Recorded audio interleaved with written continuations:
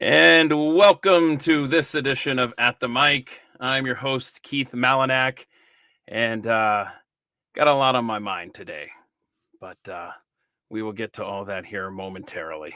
I appreciate you making time for the Friday live stream. It is Friday, March 1st, 2024. And looking ahead here on the Friday live stream, a week from today, we'll have guests 5 times August and Toby McAvoy joining me here on March 15th. It'll be Jill Savage and Donnie Anthony, and other guests on the horizon, Jack Helmuth from the Questionable Material podcast, Jonathan Dunn, who you know is a newish American from Ireland. He'll be on here. Stephen Friend, the FBI whistleblower. So a lot of good folks lined up, and I appreciate you making time and joining us to talk about, hopefully, for the most part, some lighthearted stuff.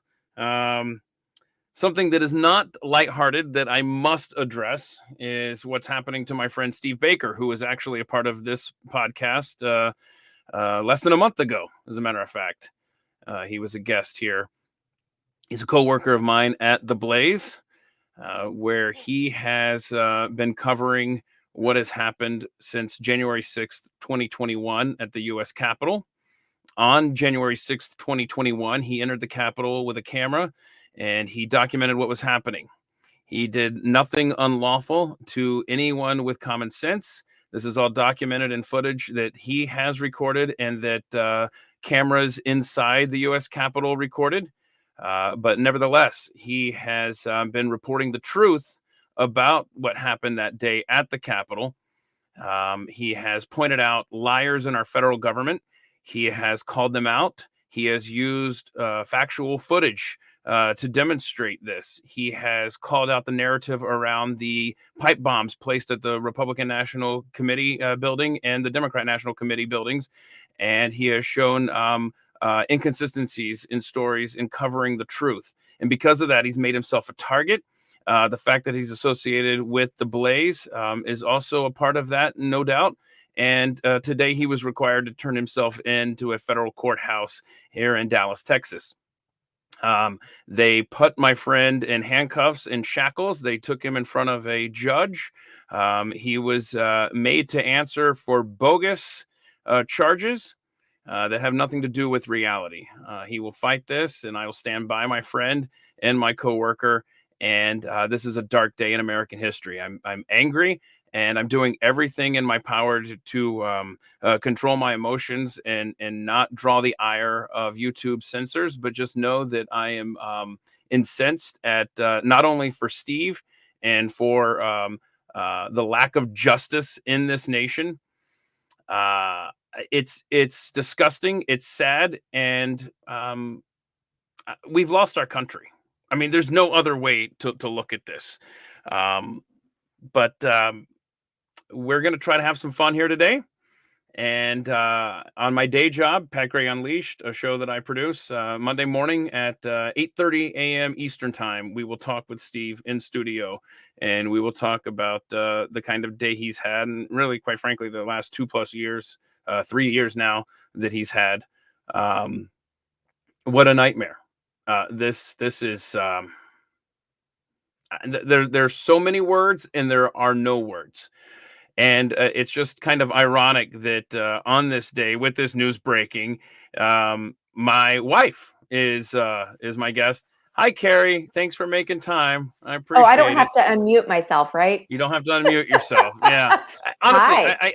I have a question real quick, and I will properly introduce you ladies here. But my first question here, before we get too far away from the Steve Baker stuff, is how do you look at our kids and say, you live in a free country? How I can't even look at them with a straight face at all. This is a tragic day, not only just for journalism but for the nation. Honestly, So I think that this is where, for me, I don't and I can't put my faith or my hope in the country or in those who run the country. I think that it is morally my obligation to be a good citizen and a neighbor. But I know that everything of this world is crap.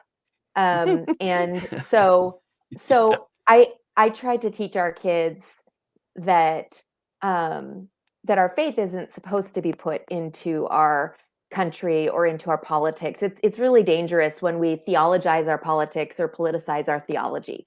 And so so it doesn't mean that, you know, that we don't care, that we're not involved, that we don't stand up, that we don't participate in the civil aspect of our world. But I think also it's really important not to lose our faith in God, because God is not our nation. Our nation is not our God, or shouldn't be. And that's a good introduction there. In case you weren't aware, Kari is a pastor. She's Pastor Kari at Living Word Lutheran Reverend Church. Mother for our children. Reverend Mother, yes. And also our other guest today is Beth Knott, who I'm going to call you, I think, the business manager for Mojo 50 Radio. Does that work? That's fair. And you're dialing in from the business office, which is just down the way from the studio of correct. Mojo Correct. 50. It is in the motel, in a different part of the motel, for sure. Right. I think and also she can own the title of like Brad Stagg's keeper. Brad Stagg's keeper, yes, and also executive director. That is a lot. That's a big one. And then also, I mean, you stay incredibly busy, Beth. You're also the executive director for March of Dimes. That's correct. That's awesome. And I've been there about 4 months, and but I love it. We're a small team, and we're getting things done. So yeah, love it. That's awesome. Okay, ladies. All right. So I had to get the Steve Baker stuff off my chest. I can't wait to talk to Steve, and there's going to be some choice words shared. Okay, I have to break in here for a second and what's going on? I had a dream a couple of nights ago. No, had some choice words or something. Yeah, I had a dream that all of a sudden, on air, you kind of were deciding that language didn't matter anymore, and you were dropping some choice words. What's so funny is that's this close from the truth, because we're about there, honestly. So those are my rules on Mojo. You hear? Let me just tell you, the host does not comply with them. I say no F-bombs, and I say no taking the Lord's name in vain. Those are my rules. So anybody that gets upset, you can yell at me. They're my rules. Yeah, and that is thedailymojo.com is a good place to go, because you can link to the entire live stream, right? Is through that website. Yeah. Yep. Okay. So shall we try something a little happy? But we do that? I have to say something first, and I don't know that Kari's going to like it, but I'm going to say it anyway. Oh no! What now? I have a title for Kari that I think I call her my sister wife. Because she was Brad's TV wife, and if I'm with Brad, then she's my sister wife. So that's what I don't know that the church would agree with that at all, and that's probably not, but when I refer to Kari, I refer to her both as the Reverend Mother and my sister wife at the same time. She's got a lot of titles. Yeah, that's for sure. Okay. So the main point, I guess, of me doing this Friday live stream is to actually have an outlet from the insanity of the world. I mean, that was the whole premise of At the Mic to begin with. Sit down, talk to people about their life. Everybody has a story. All of the episodes, the 122, I think there were different conversations that I had, are posted here on this channel if you missed the previous incarnation of At the Mic. And so now that outlet is, instead of the one-on-one stuff, it's more like the lighthearted news of the day type stuff. I try to bring some things. You've done a really good job today, honey. Right. It's getting more and more difficult in this country of ours. Don't forget your dream, because I'm, again, this close. Okay. So I had this story, and it's a list of Wallet Hub's top 20 happiest cities in America. So you think on the top, you think, hey, that's pretty cool. This is going to be fun. And then Beth and I were talking before we went live here, and we're saying, wait a minute, this list is garbage, man. It's the dumbest list. What are we doing here? Now, before I put the graphic up on the screen, and I know Rob Borowski, who runs all the technical stuff here for the YouTube channel, I know he's got to be sitting back and he's probably laughing his head off hysterically, especially when he finds out that I didn't open up this graphic until 30 seconds before we went on the air. And I saw that he had editorialized this list. Here's the top 20 list here. I tell you what are you doing to me, Rob? Look at this. Here it is, ladies and gentlemen. The top 20 happiest cities in America. So you will notice right off the bat, 6 of the top 20 are in California. So it's clearly a flawed list from the beginning. Yes. What are we doing? Stop it. But he does make a good point, Rob does, in the column here, where he talks about how drugs, very influential there in Fremont, California, as the happiest place in America. Overland Park, Kansas, that's an interesting one. We got San Jose, California? What are we? Stop it. Madison, Wisconsin. I've been to San Jose once, and it didn't do anything for me. It was just kind of, Well, and that was in the 90s. When you're looking at these California cities, first of all, California in general, but second of all, there are much better places in California. Like, what about San Luis Obispo? Like, why? That's not on here. Why would you put thinking too? Like, such a strange list. Yeah. I mean, Madison, now I wouldn't Wisconsin? necessarily preclude San Diego from it. I do like San Diego. Well, we'll get down there. We got okay. I should have started at the bottom. See, shame on me. Bismarck, North Dakota. Okay. No, okay, 20. That's absolutely not. Why? Okay. Why? I love how he did at number 19, Lincoln, Nebraska. That's where we met, Carrie. Nobody likes this place, according to Rob Borowski. And you know what? That's I will say fair. I will say I'm not arguing with Rob. I mean, unless it's a football Saturday. What are you doing? Number 18, Seattle, Washington. Omaha's a great town. Seattle, Washington. I don't know. I've never been 17. There. The only reason I want to go to Seattle is to see the whales. That's the only reason I want to go. Is that a big thing up there? Yeah. The whale migration comes by there, so they have to see the whales. So that's incredible. Yeah. All right. Portland, Maine, Fargo, North Dakota. Nope. Okay, first of all, why do we have 2 North Dakota? No, absolutely not. That San Diego, makes this list less credible than the California cities to me. The fact that North Dakota is on there twice. Well, and besides, if you watch the documentary Fargo on television, you will know that city is full of crazy crime. There you go. Hey, somebody in the chat there, since I don't have enough tentacles here, I'm pretty sure Garden Grove, California is right next to San Diego. You can't have that. You can't have 2 towns that are next door to each other. I'm pretty sure. Minneapolis, Minnesota. Are you kidding me? Are you freaking kidding me? In the summer, it can be a nice city. It can be a nice. Yeah. When's the last time you were there, dear? Decade plus? Not plus. Not plus. It's been a very long time. Maybe a decade. I look forward to going back and enjoying the morning call to prayer there with you. Let's see. We've got Huntington Beach, California. Stop it. No one has been. There's nobody who was a part of this list has been to Sioux Falls, South Dakota. Stop it. Stop. I've been to South Dakota, but not Sioux Falls. Right. Let's see. We've got Scottsdale, Arizona. Scottsdale is nice. There's other towns in Arizona you could put above Scottsdale. I agree. Columbia, Maryland. Nice. Pearl City. Where is that even? I mean, it's Hawaii, but where? Yeah. I'm gonna guess it's near Pearl Harbor. Hawaii, but yeah. Okay. Now, maybe we're losing sight of something here because maybe my brain is thinking best cities. These are happiest cities. Yeah. So maybe the people there are because I mean, Carrie and I lived in Houston, and the people there that have lived there their whole lives, they don't realize how terrible it is. They're happy there because it's. But are they? Yeah. But are they? San Francisco, California, Honolulu, Hawaii, Irvine, California, Madison, Wisconsin, where evil dwells, San Jose, California, Overland Park, Kansas, and then Fremont, California. topping. And I can just tell those. you, no one is happy in Honolulu that lives there.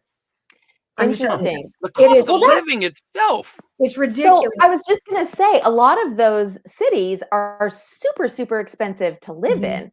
Any of the California ones and any of the Hawaii ones, those are going to be so expensive. And when you're paying out the nose or through the nose, which is correct, both are correct, right? I don't Paying know. through the nose, Right. to exist, there is no way. Well, and the last time we were in Honolulu, I had not been Thanks, there Benjamin. for several years before. And so I had in my mind the Honolulu that I had seen before. And then we went, and the traffic there, it takes you 2 hours to get 10 miles. It is ridiculous. Mm-hmm. I mean, the traffic, I mean, you can walk the whole island faster than you can get out of Honolulu. I'm not kidding you. Wow. So Ah. it's just, yeah. And all the the locals are like, it's miserable, it's so touristy. It's like, so I don't buy that they're the happiest city for the people that live there. Now, like if you've never been to Hawaii and you're going to Hawaii, I mean, most everybody goes to Honolulu first because but then you realize there are other parts of Hawaii that are not Honolulu, and I can go to those. So what's the rubric that's being used to determine Oh what my the gosh. happiest city First is? of all, you're not allowed to use a word like rubric on the Friday live stream. I mean, stop. What's the how are they rubric? deciding? Let's see here. Oh, this is interesting. So, I guess they had adults report. Let's see. So free. It shouldn't pick it up in the middle of the sentence, huh? Let's see. Fremont has the lowest separation and divorce rate in the country, and the lowest share of adults who report having 14 or more mentally unhealthy days in the past month. So did people log their days or something? Okay, but what is like the Prozac? Well, here we go. So key ingredients include. I don't know how they're doing this on their rubric, Karen. Yeah. But a positive mental state, a healthy body, strong social connections, job satisfaction, and financial well-being. So, yeah, no way is California or Hawaii. No. 29 key indicators of happiness, ranging from the depression rate to the income growth rate, average leisure time spent per day. Leisure time spent in the day. Wait a minute. Are they talking about getting stuck in traffic? Is leisure time? Because I don't know how you would exist anywhere in California. No. Or Hawaii. Well, outer islands, Hawaii, yes. right? But Oahu is just nothing but a traffic jam now. Right. There's a traffic rubric, I hear. It is. That's what it is. A traffic rubric. Oh my gosh. Do you? I know. I drink a cup of coffee every day. Carrie, how many cups of coffee a day do you drink typically? Oh, who's calling? What? No, seriously, I have no idea how many. I know it's a lot. Oh, I have probably 3 to 4.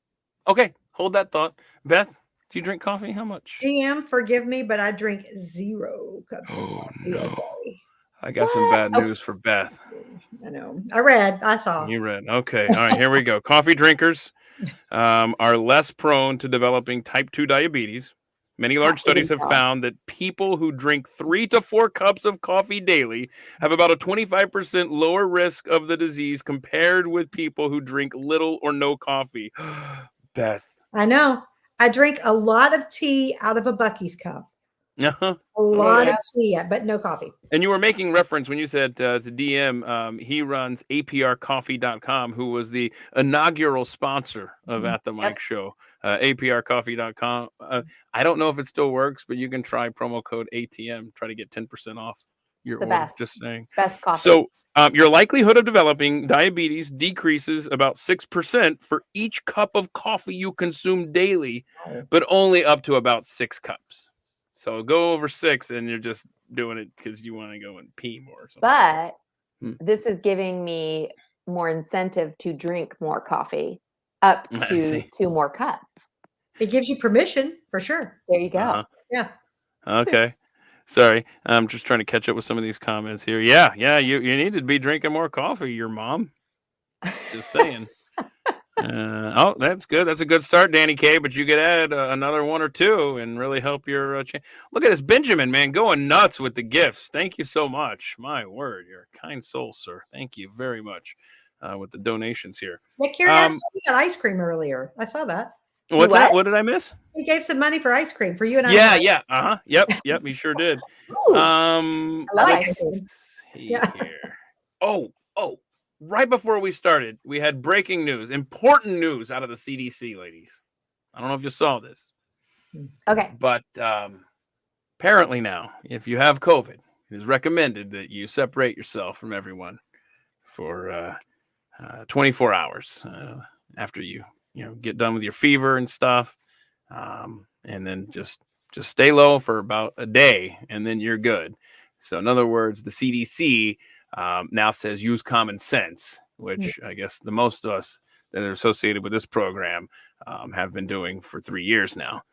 4 years, actually. Where are we in this whole Kind of like the insanity? flu, where we all said this. Right. So we've gone from 15 days to 10 days, 5 days, 24 hours. I mean, seriously. I mean, but that just broke. So in case you're wondering, if you get the COVID, lay low for a day or so until you're not contagious. Okay. We had doctors, the experts, telling us stuff they were making up on the fly. But if you used common sense, congratulations, you were 4 years ahead of your government. Okay. Yesterday was Leap Day. February 29th happens once every 4 years. Such an And I exciting day. leapt all day long. Did Did you do that? from place Just to place? That's what I did. leaping? Just like leaping everywhere. I can So- just picture that. Is there video of this? No. Okay, so I know that Carrie has a friend who was born on February 29th. So how old is Brandy now? Like she's like 8, probably. She's 11. She's She's 11 11. years old Yep. now. Okay. Yep. So I was reading this story of these siblings in New York that were born 4 years apart on Leap Day. Nuh-uh. And it didn't sound like, reading the story, it didn't sound like their parents did this on purpose. It just kind of What worked are out the that odds way. of that? Yeah, what are the odds? So it's let's see, Scout, and I don't see the little boy's name. Let's see, Scout and my gosh, Omri and Scout. Interesting names, but that's Yeah. wild. February 29th, 2016, February 29th, 2020. Now if I was born on February 29th, I don't know, would you pick February 28th as the day you celebrate, or March 1st, or how would you do that? Go Or ahead, do you Beth. have a preference? Oh, that's a good question. Is it Well, I think I would go backwards to the 28th, okay? and then I would celebrate the whole month because I didn't get the day anyway. So I would just go starting with February 1st all the way to the 28th. And I Okay. would want a piece of birthday cake every single day of that month. Okay. I think that's absolutely fair. Do y'all have any idea how we got this crazy thing called a leap year?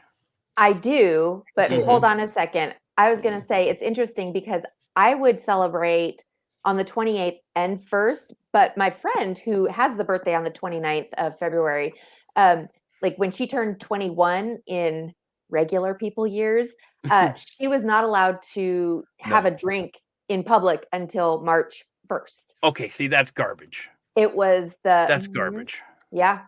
She couldn't get her driver. Well, no, I guess she would have been 16 on the 29th because that's a 4th. That is so year, so- dumb. Yeah. Mhm. However, when you tell your story, Keith, because I've read ahead, I'm not going to, but No, that's there fine. is a part of that story too that ties back to what Carrie just said to how I feel about that story. So yeah, Okay. Yeah. So this is from NPR. The Julian calendar, which Julius Caesar introduced in 45 BC, included an extra day every year. He borrowed the idea from the Egyptians, though his math wasn't exactly correct.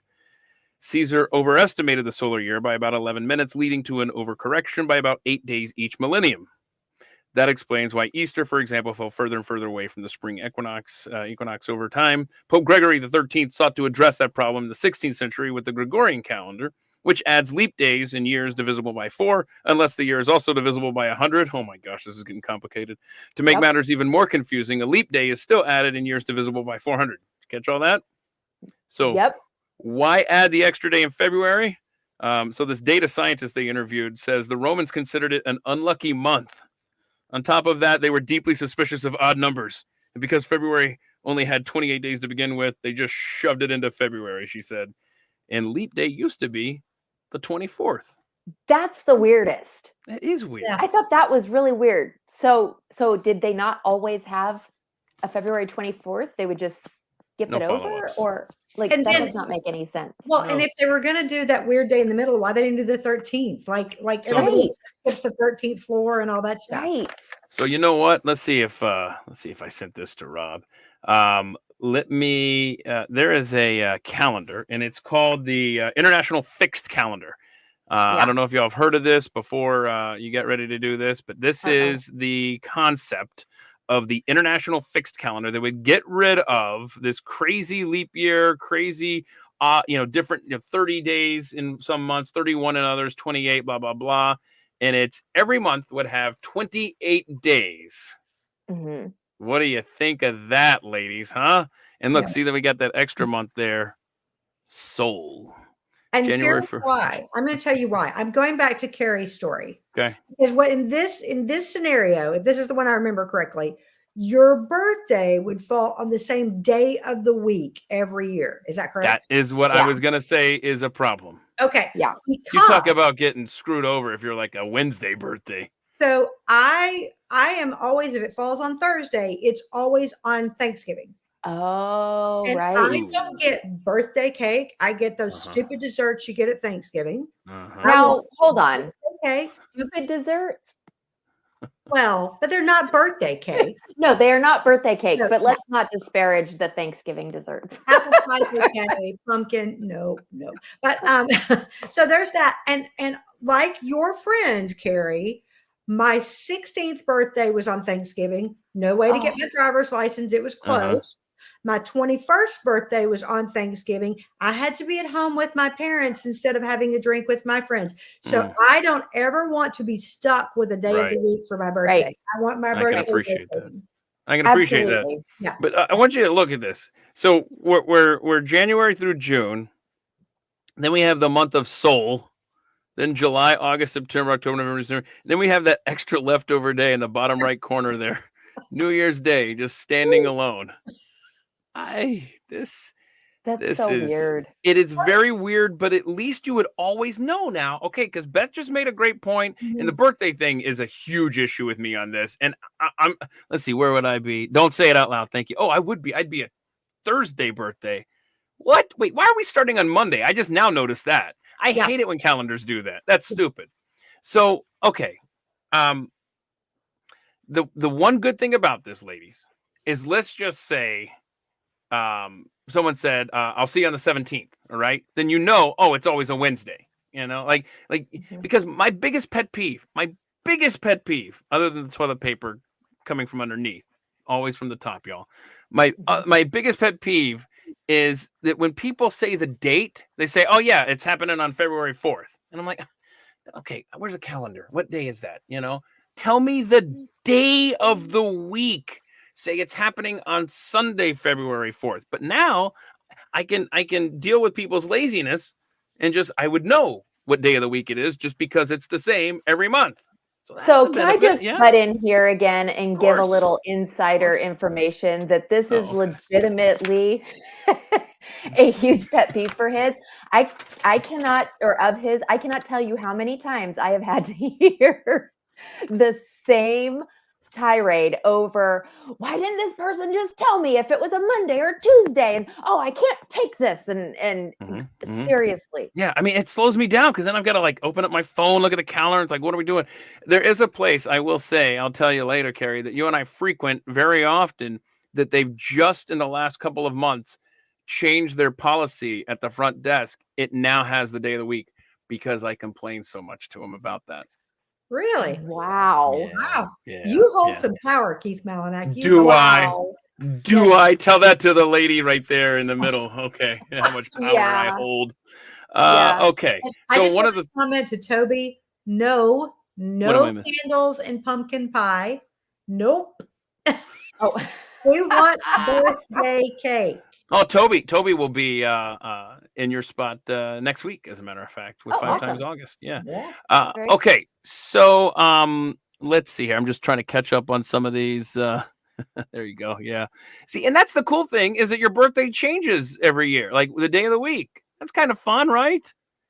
I'm telling Yes. you, we could get around all of this if people would just say the day when they say the date. Then we would be okay. Let's see. Because we all need to bend to Keith Malinak's Yes. You got it. preference and want and will. This is the constant, Mhm. the She got it. constant that See, she knows. She in our knows. household, we don't revolve around only one person. And Okay. Well, we do So in mine, Carrie, and you know who that is. We do in mine. but you don't have to. You don't have to. We are not part of one person's world. We are part of one Okay. another's No, world. this is good. No, this is helpful. So, one of the things that I like to do here and use this format as an outlet for animal videos that maybe Pat Gray doesn't enjoy and appreciate over on that's his boring. show over on the Blaze, right? I mean, you gotta have some animal videos, Absolutely. and I appreciate all the people that tag me on these on Twitter at Keith Malinak. Thank you so much. I'm sure I miss dozens, but I do see a lot of these, and I'm telling you, this duck is awesome. Watch the duck on the right. The name of this video is Sassy Duck. Watch this. Look at that thing walking. Is that Oh not my the funniest gosh. thing you've ever seen? Look at that guy. I I think I'm going to start walking like that. mean, right? Okay. I like it. I mean, that Cool. is, he's got style. He does. Style points for that walk. I mean, that is hysterical. That's Look awesome. at that I thing. love that duck.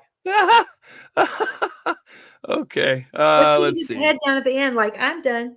Yeah, he's looking over there. Yeah. Let's see. I'm trying to find here. This is. Oh, okay. Oh my gosh. I tell you what. I am actually grateful that we don't have trees in our yard, Carrie, or else Tanner would have done this when he was younger. This is the nosiest dog in the world. We Watch don't him. have trees Look because at. Tanner was. Oh, that's true. That's true. When he was a puppy, I had little saplings, and he ate them up till I trained him. But look at that dog. Look how smart he is. He's like, oh yeah, I got my own little my network here. I'm a CIA Oh agent, my gosh. and he That's and he like, uses the moves like a tree. cat. He moves like a cat. Like my Yeah. cat will be up there, but I haven't ever seen a dog move quite like that. No, that's Look at that. really mean, that- Well, impressive. he's got the But- whole point of balance thing. The back legs got him propped up. What a snoop, though, man. Yeah. I mean, come on.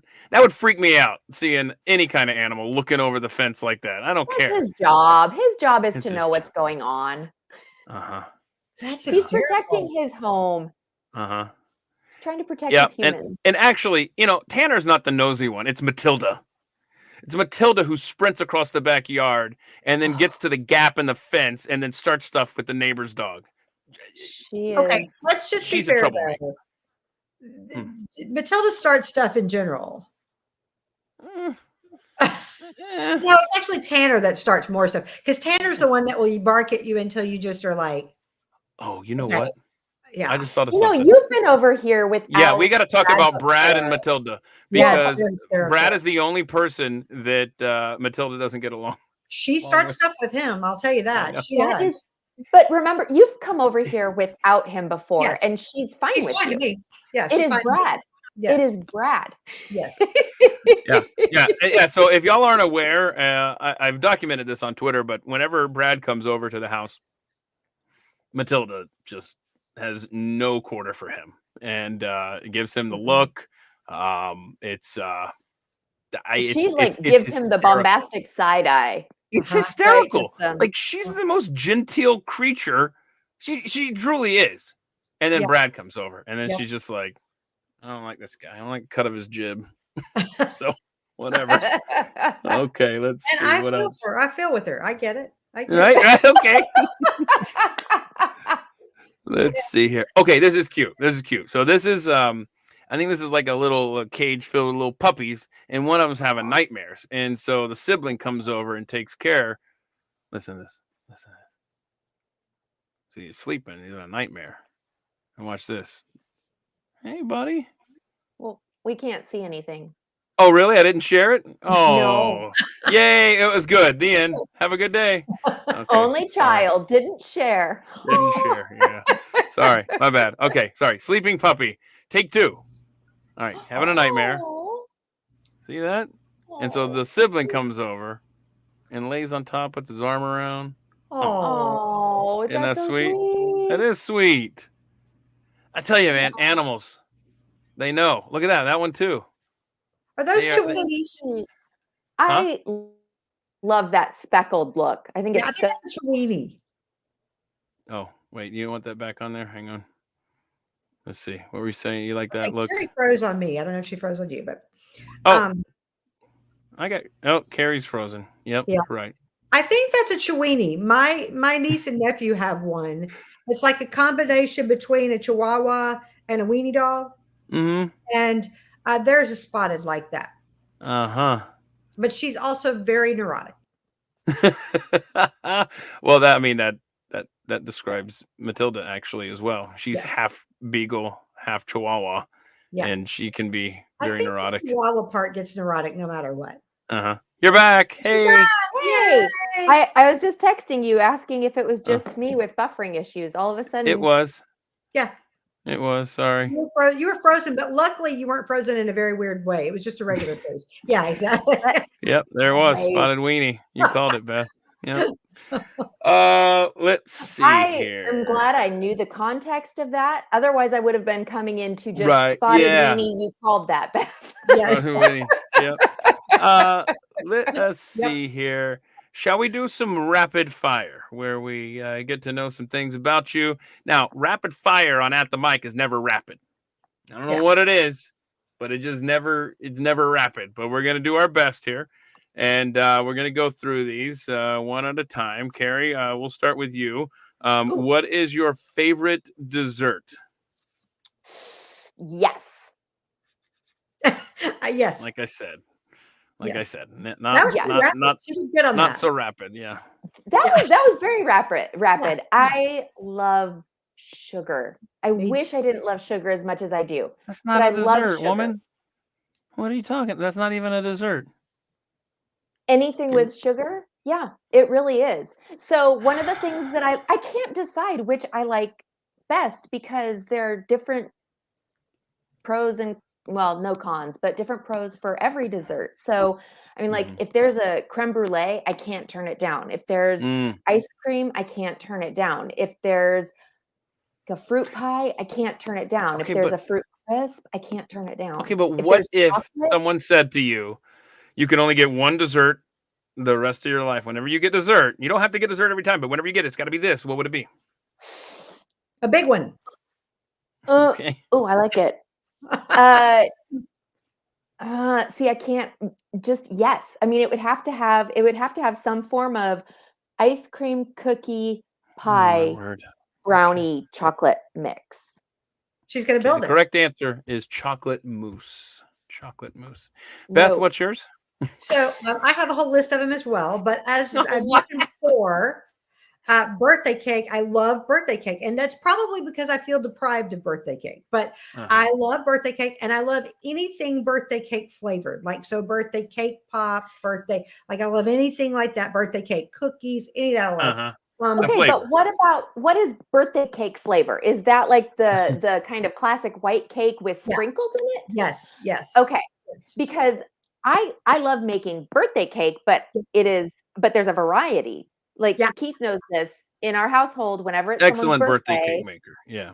I make whatever, and I like Yeah. to make desserts. I like to like for Brad's birthday, tell me what cake I should make, and I'll make a cake You make a birthday cake for me because I know I know Brad's birthday is this month. and he will eat anything. He loves white chocolate, which I know will he does, say, which isn't actually chocolate; it's just sugar. no, but it's really good. Yeah. I will say that if you go to what's the little bundt cakes? Those Yeah. white chocolate raspberry. Oh, those are to die for. Okay. Those are to die for. Those are good. And then also snickerdoodles. I love. She does have a list. Snickerdoodles are amazing. Snickerdoodles. Snickerdoodles are amazing. They're just the Okay. perfect cookie. Absolutely. And whenever Toby comes to town, we get a box of Kexi cookies, and then we try all the flavors. And I've really not had a stinker. They're all really good. Okay. And then if I'm in Key West, not really everywhere else, but if I'm in Key West, there is this one place that has key lime pie that is just to die for. It's called Blue Heaven. If you ever go there, it is like, I would go there anytime and eat that key lime pie. It is so delicious. Mm. And then my cheap dessert that I love, well, first of all, ginger snaps. I'll eat ginger snaps all day long. But my cheap dessert that I love right now is the strawberry and cream pie from McDonald's. What? It is, yes, good. So good. So good. Okay. All So right. you need to come over at Christmas time, because the 2 cookies that I make without fail are ginger snaps and snickerdoodles. Yum. Love them both. Love them both. Yeah. And you're right. We're just gonna Okay. block you. So, what is your favorite onomatopoeia, Beth? Meow. I like it. Yep. Karen? Boing. I like the old standby pow.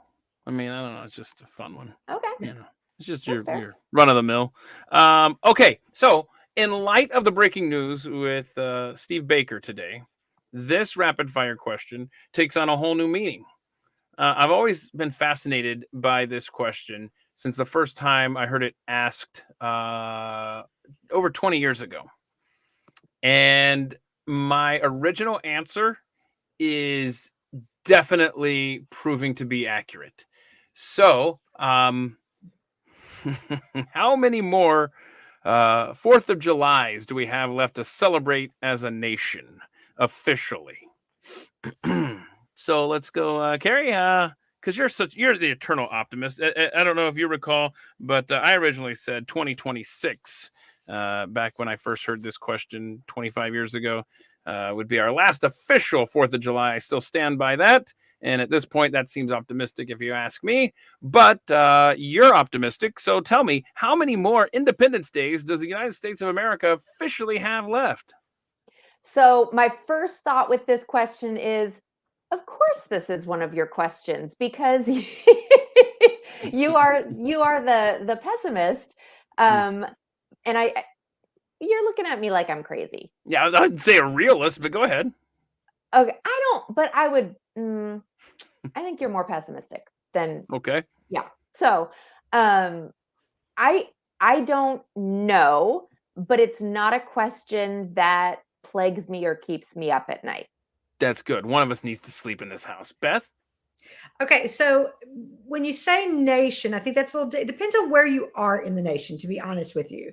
Because a few years ago, I went to Whitefish, Montana for July 4th, Beautiful. and they do it big. I mean, they have a little town. How is Montana not on that happiest list, by the way? I I'm know. sorry. Yeah, Continue. I mean, yeah. And Whitefish, particularly, I mean, everybody's moving there because it's That's a the great only place. place that we Yeah. didn't go in Montana, Oh, it's Carrie. really, it's very cool. But like, so there, if you go like little towns there, like Deadwood, South Dakota, like places in Colorado, like Cheyenne, I say you have a lot left there. But I think that big cities are going to stop celebrating 4th of July's and have now. Right. It's done. Right. I mean, the American flag, so many people in our country call it a symbol of hate. So why would you celebrate it? Why would you celebrate red, white, and blue? Why would you shoot off fireworks? That is the the tool of the imperialist, to brag about. Look at where we're at celebrating. I don't know. You know what's going to say 4th of July is in big cities? Let's see. No. Drone shows. Drone shows. Oh. Yeah. But okay, hold on. But when do we lose the patriotic element? In other words, Yeah. you've seen Christmas lose the Christ element, and then it's just like pretty lights and presents and caroling and what have you.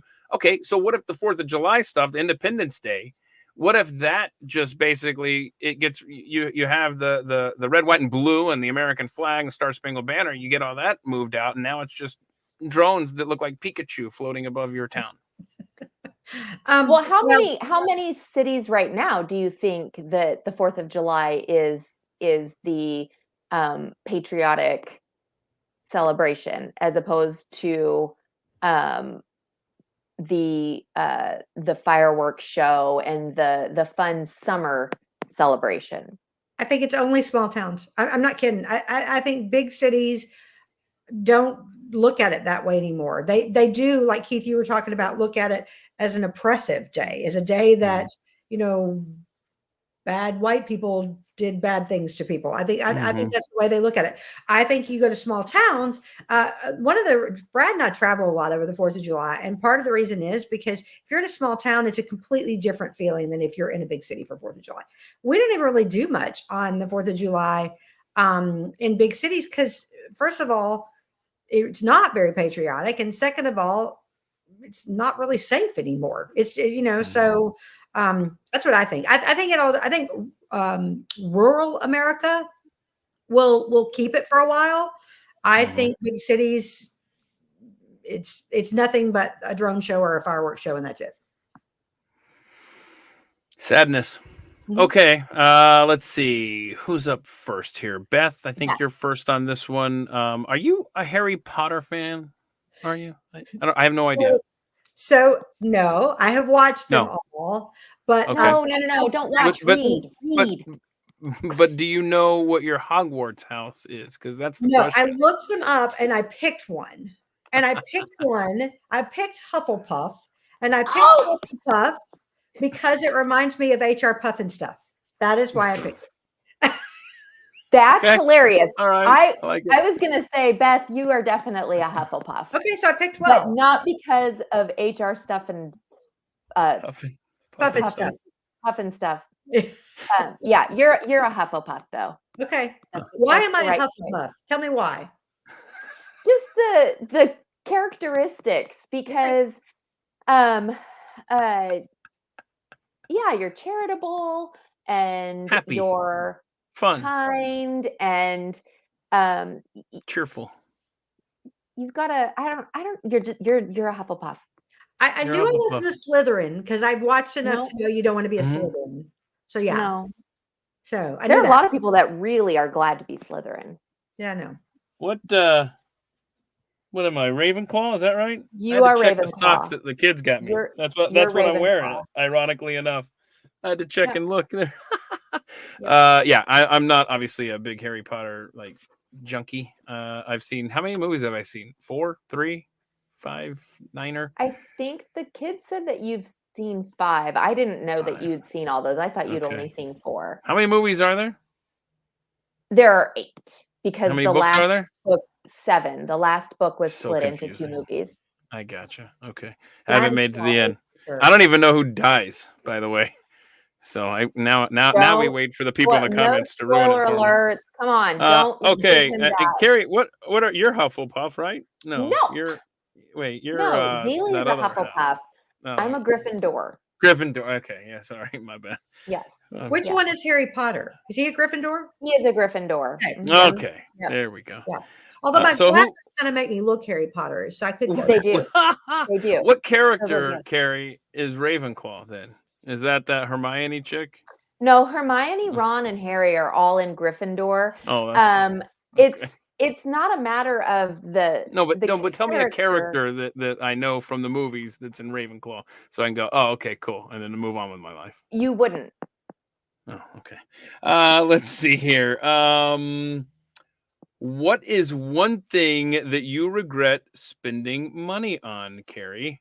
Now, you know the first thing that comes to mind. The very first thing that comes to mind whenever we have this discussion, you and I. Tell me it's the same thing. And it's not even that big in the grand scheme of things. It's not even that monetarily that big of a purchase for us. But I'm still bitter about it for 20 plus years now. Okay. I could be totally wrong, but is it the futon that you're... The futon. It is? The stupid futon we spent $600 on when we lived in Houston. We were young, poor. Aslan was a baby. She wasn't even born yet. Yeah, okay. So you were pregnant, and we're like, no, this would be so comfortable. It's the most awkward piece of furniture in so many ways. Not only to sit on, but to move it. And then you've got the stupid mattress type padding on it, and it's dumb, and I hate it. And we haven't owned it in a decade, and I still hate it. Yeah. The end. Anyway, There you go. what is your answer, Carrie? Not the futon? Not Because I remember, like, that was a huge purchase. And then the second we got it set up and I look at it and it's all like the way it tilts and stuff, I'm like, what have we done? sitting. What have we done? Yeah, you sit like this and Seems like a really smart. It seems like an efficient piece of furniture, but then it's not. right. But the guests can, it's like we don't have a spare room, so they can sleep on the futon. Oh, cool. Yeah, that'll be fun. Okay. What's your regret purchase, Carrie? Am I gonna break something when you tell me? No, I'm trying to think of something that I've regretted purchasing. You know what? Honestly, this is probably stupid, but I mean, now I just think the futon is funny. I just think that's hilarious. But I think that I get frustrated when I purchase groceries that I really want to eat, but then I don't, like fresh foods. If I don't eat them, I get very frustrated. Oh, it's so great when we buy fresh fruit. And then Carrie comes home and makes the announcement, all right, I bought some fruit. And like everyone in the house is like, cool, can't wait. And then we just watch it rot. You go to the refrigerator, you grab the milk, and you're like, oh yeah, we got fruit. Oh, now it's got fuzz on it. Okay, now there's gnats. Now there's flies. Now there's vines growing. Now, okay, why did we buy fruit? Beth? Okay, so you actually phrased the question, what's the one thing you regret spending money on? Oh, I'm sorry. Yeah. What That's not really purchase. The thing I regret spending money on is taxes. Taxes. I like yes. that. Yes. And yes. taxes everywhere. Okay, Taxes yes. no matter that, what. That trumps every other answer. Yes. Yes. So Beth wins. yeah. No, that's a fact. But if I'm talking about an actual purchase, okay, mine is I have a horrible habit of buying products like skincare products or hair care products or things like that I think I'm going to like. I use it for 2 days and then I hate it. And once you use it, I feel bad taking it back. Like I'm not going to take it back. Right. And then I end up having all these bottles of shampoo I didn't like, or moisturizer I didn't think worked right, or all that stuff. So and you can't throw it out because then that's wasteful. Yes. Yeah. I really wish there was homeless shelters don't tend to take that stuff, but they should take your half done bottles of shampoo. Wait a minute. They do. Hold on a second. Like individual ones, but they won't take it if you've opened a bottle because they don't know. Considered unsanitary. Yeah. So I would love to give that stuff to people that might use it. I've often thought, why don't there's testers for a lot of things, but not for stuff like that you if you go to the high-end makeup counter, they'll give you a tester for use for a couple of days, but not for your shampoo and stuff. I want to know what it's going to do for a few days. Absolutely. That bugs the crap out of me because I end up spending, $20 on a bottle of something I use maybe 10 cents out of, and then it sits there. And then Brad gets mad at me because why do you have 6 bottles of shampoo in there? And I'm trying to figure it out. Now, I will say, though, Brad is good about the fruit.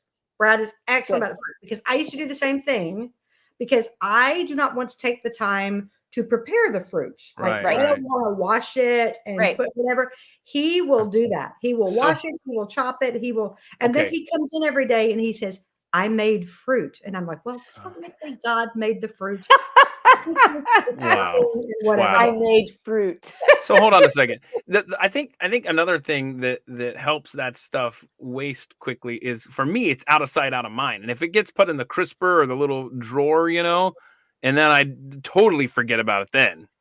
Yeah, but Keith, I think that this policy of yours, this out of sight, out of mind, gets to a point where when everything's in sight, how is that any easier? Because I'm feeling personally attacked.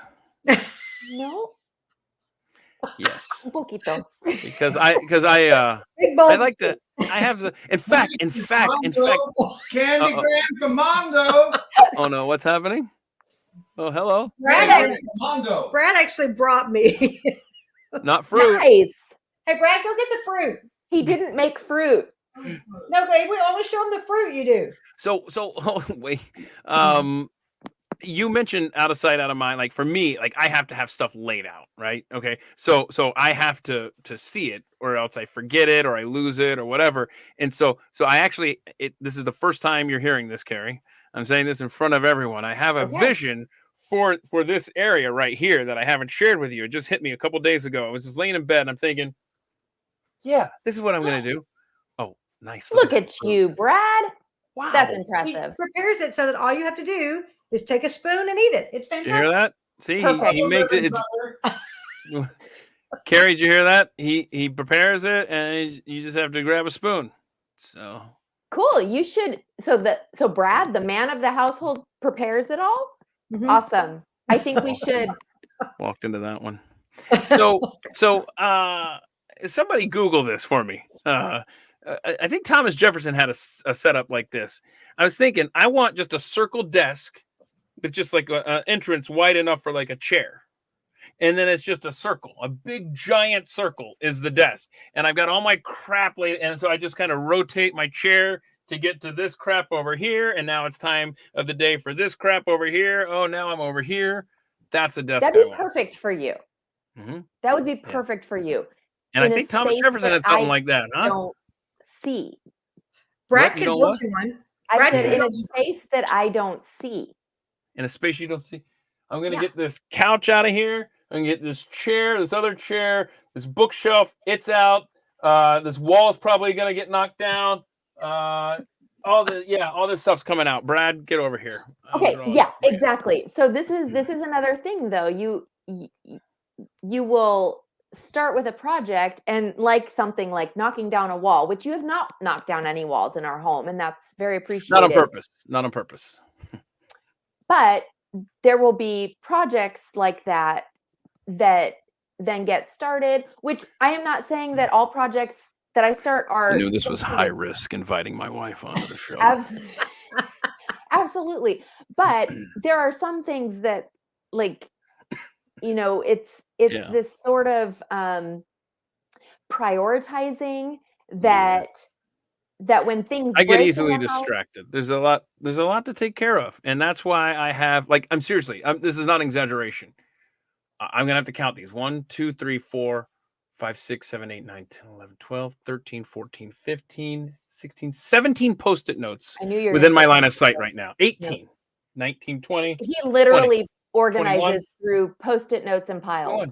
21. And so here's the thing. When the thing on the Post-it note gets done, throw the Post-it note away, you're done. The problem is it's a war of attrition, and it's just constantly with Post-it notes, and I never get the stuff done. And so therefore it turns into this insane conglomerate of Post-it 21. We have 21 within reach right here. Oh boy, help me. And then how many downstairs? Okay, you're breaking up. In a tunnel? What's going on? So, all right. Here's a question for you. I forget who's first now. Let's see. Who's next here? Do you kill bugs inside or take them outside? I'll go. It depends on the bug. I do not care for bugs in my house, but if it is a benevolent bug, like a ladybug or a caterpillar or something like that, I will take them out and let them go. If it is a wasp, death to the wasp until I cannot beat it anymore. Oh boy. It's like I cuss out wasps and spiders. Yes. Right? Yes. Cuss them out. Yeah, you do. Wasps and spiders, if they enter my home, they have entered at their own risk, and I will beat them to absolute death and beyond. And you make sure that they know exactly how you feel about them, their family, their ancestors. Yes. They learn things on their way out of this earth. Now, okay, so I'm with you on the wasp. Like if you sting or you're a spider, it's over. Ants, I don't care about you either. But I'm with you on the ladybugs and the crickets. Usher them out, whatever. Yeah.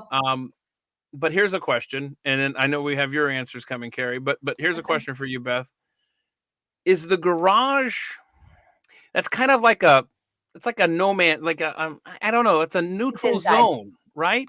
Like if I'm threatened out there, then yeah, I'm gonna try to kill you. But I'm not gonna go out of my way to kill you necessarily in the garage. If you're a wasp and you're in my yard, you're dead. I mean, like I have a boundary Wow. around Look at me. you. Wow. She Yeah. doesn't play. I do not play No. on that. Beth don't play. I don't play on that at all. I did actually last year learn something new because we had this big thing that looked like it was a stingy thing. And I was getting ready to beat it with an inch of its life. But I figured that I looked it up to see if it was a hornet because I thought, well, maybe it's one of those killer hornets that are coming across the country or whatever. So I looked it up to see, and it was actually a cicada killer.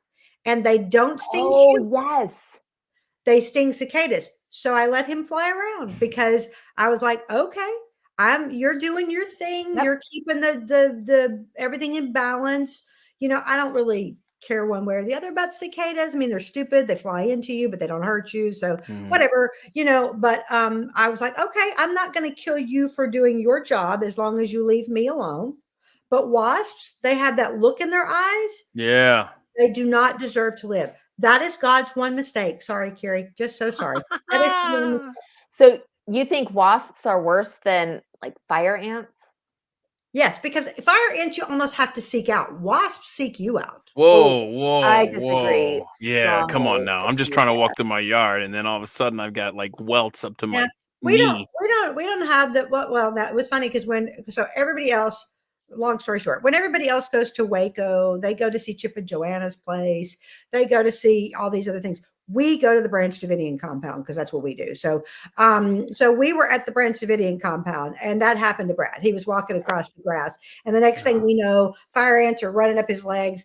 And of course, he's trying to beat the fire ants off, and I'm trying to lock the truck so he doesn't bring them in the truck.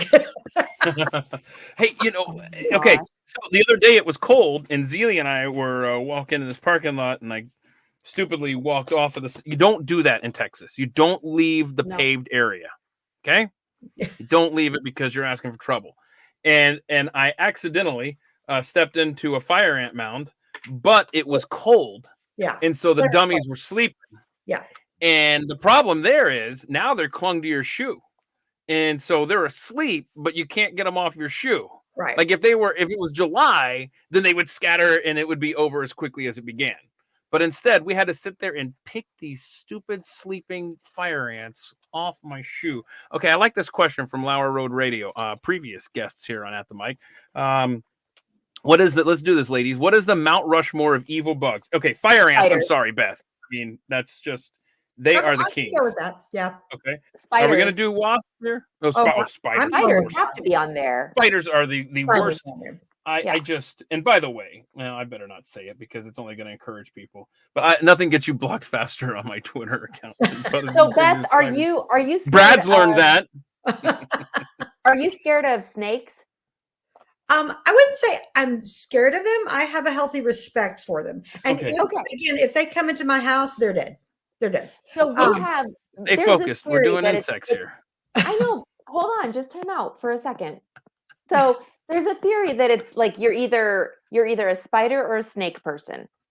Yeah. So no, I don't like spiders at all. I don't either. Hang on a second. Yeah. I have an unhealthy. It's not even fear. It's beyond fear. Like, I despise spiders, but I feel like I've ruined everyone in this family. I think I have brought up my kids to just hate them. I feel like you weren't the way you are now with spiders until you met me. Is that inaccurate? You did. Yeah. I tell you this all the time. Okay. Yeah. Yes. I don't believe it. So, this is why I have to tell you all the time. It's So again, hold on a second. Not all about you. Yeah, of course it is. Lower Road Radio, good point on the mosquitoes. So fire ants, spiders, mosquitoes. We have room for one more on Beth really wanted the wasps. But what about roaches? I mean, I don't like them, but they're not going to come sting you either. Yeah, General Patton. Who was that? Oh no, I'm sorry. Who was it that said that? Yeah, General Patton has a good one there. Gnats are awful. Yeah, that's a good one. I mean, they get on your nose and stuff. All right, we got room for one. What are we going with, ladies and gentlemen? I wish I could do a poll on this thing. Come on. We're going with. I'm saying wasp. That's me. I'm pretty adamant about a wasp. Is that general? Does that cover bees and just angry, stinging creatures? Yeah, I mean, I will try to leave it like honeybees alone. However, you come after me and you're dead. The hornets, Hornets. Yeah, Hornets are mean. Yes. Yeah. Yellow yeah, jackets. they're the ones in the nest.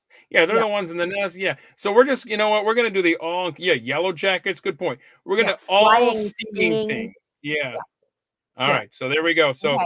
if you keep a score at home, this is our final answer. Fire ants, spiders, mosquitoes. Wait, is there an E at the end of mosquitoes? Mosquitoes. No. And then flying things that sting you. That's your And Mount one more. Rushmore.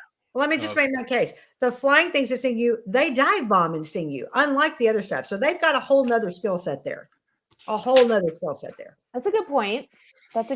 Yeah. Okay. So before I play this next video that comes courtesy of Jonathan La Jolla's, hope I pronounced that right. La Jolla's, unlikely. He sent a video that he took inside his house. That he's got a Ring camera in his house, and I want you to look at this. And he's like, "Hey, what's going on here?" And he tagged ghost hunters, and he wants to know, is there a ghost in his house? So look to the right of the screen here. Once I get this thing rocking and rolling here, obviously You're gonna share it with us. Yeah, I'm gonna share with you this time. Maybe. All right, watch to the right of the screen here as we get this started. I'm gonna try to zoom this in as far as I can. All right, here we go. Look to the right there. Okay. Huh? What's going on? What is that all about? What is that? It's checking out his pings or something. Maybe the ghost likes to play golf, and then it just vanishes into the wall or something, right? And then what happens here? Hang on. It comes back for more. It's like, yeah, I really want to go play a round of 18, and then it leaves again. And then it kind of comes back, I think, if I remember correctly. Yeah, there we go. See, as I go, what's going on there? And then it takes off. What's going on, ladies? And then it's back over here. I was like, wait a minute. No, I really want to play a round of golf, dadgummit. And then, see, it's doing its thing. And it's hovering above the golf clubs. And it's checking them out. And it's thinking, what's my handicap as a ghost? And then it leaves, and then it's like, no, I'm going down the hall now. So I don't know what happened down the hall. That's I think that. Oh no, here we go. Oh, now we're coming back. And so, a couple of thoughts. Do you have any thoughts specifically about this video? And then I have a larger question about ghosts in general, because I never really gave ghosts much of a thought. Just one way or the other, until I met Kari. So save your I am stories. a ghost. Right, she's a ghost. Right. So save your. I like that. That's. Oh wait, yeah. There we go. The ghost of Arnold Palmer getting a drink in the kitchen at 3 a.m. Okay. So, any thoughts on the video specifically and ghosts in general, Beth? So on the video specifically, I don't think that's a ghost. I don't think that's a ghost. I think that I don't know where I think that's probably a light source. Like I see those sometimes in my house when like a car comes by or something, or somebody's outdoor patio light swinging and it, whatever. So I don't think that's a ghost. Okay. I am interested though, Kari, coming from the religious side. Do you believe in ghosts? I know. So this is kind of a weird. This is weird. So she does not speak for the church. Right? Or do you on this topic? I don't know. I'm just trying to save you some trouble. That's all. No, I appreciate that. So I think that when we die, for those who die in faith, we are instantly transferred in an instant into the presence of Jesus. Our death is our soul and our body separating, right? And so our soul is consciously immediately aware of being in the presence of Jesus. And then in the fullness of time, our bodies will be resurrected. Our bodies and souls will be one again, and we will be in the resurrection. So that being said, I do know that I've had experiences with something. And so because I have had experiences with something, that leads me to believe that when we're interacting, when we're engaging or trying to engage with the other side, that we're engaging with dark forces, that we're engaging with the demonic. So Do you think all ghosts are dark forces? well, that's what I'm saying. Like, I think so. I think that, when our body and soul are separated, um, we don't, we aren't concerned about things this side of heaven. So, oh, someone who's died is looking down on us or thinking about us or watching over us. No, that person doesn't have any care or concern, which is actually good news, I think. I Yeah. think that's Yeah. good to know that they're not concerned. They don't have any worries about us. They are aware that they're with Jesus, and that's more important.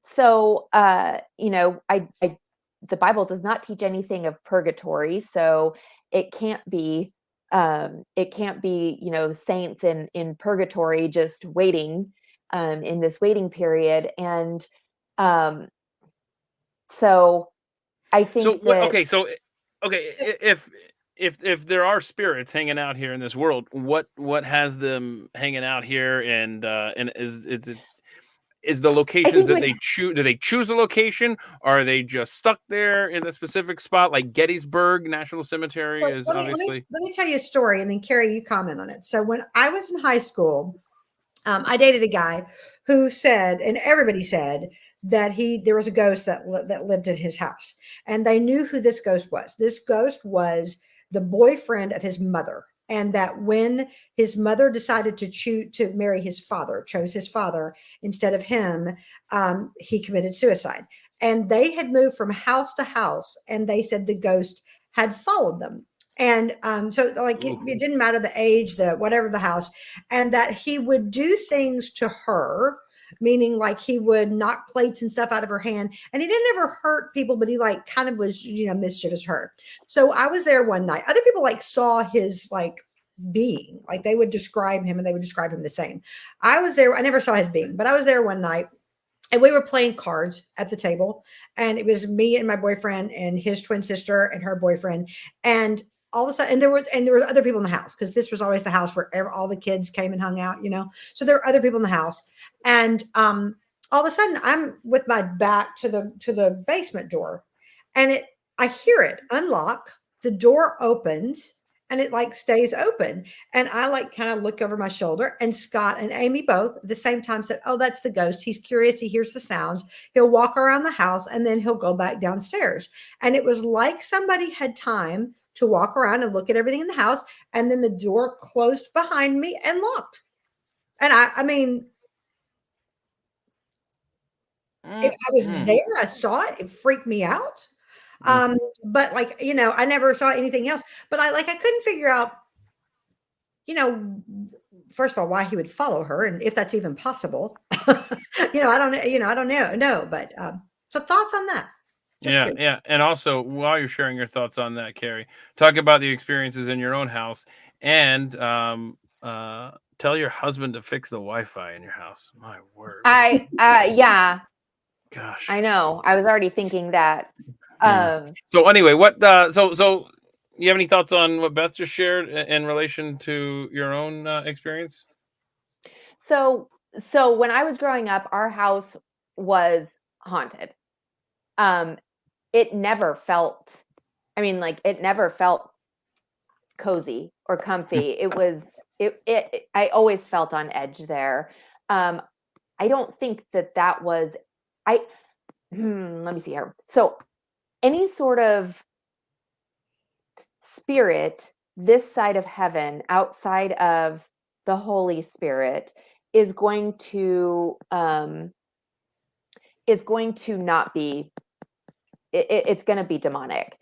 So, when you use a Ouija board, or you try to summon summon spirits. You're tapping into darkness. You're tapping into demonic forces, and you're inviting darkness into your world. And I think that's really dangerous, quite honestly.